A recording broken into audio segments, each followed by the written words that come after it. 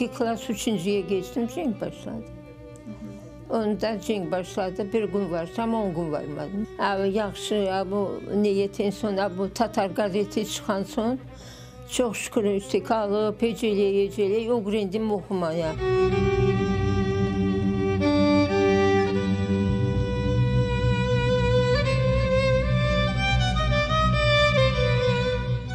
Hepsi aç, hastalandılar ediydi.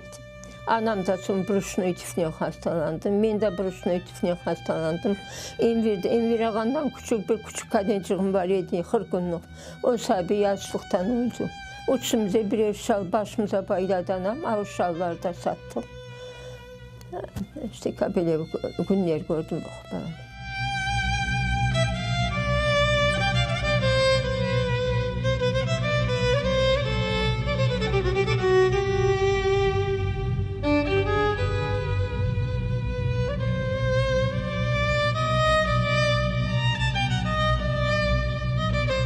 Bizi koymadılar. Duvarımızın xarşına olmayacak şey yazdılar Kisnezmimdən diye.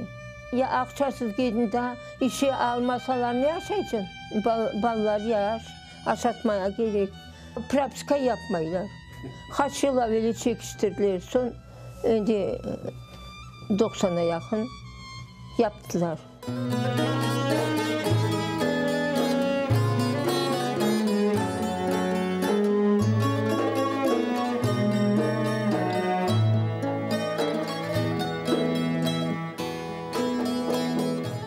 Ah yılan, kara yılan, bu dünya bizi yalan. Bu dünyada vardır mekan, bizim gibi kullanmayan.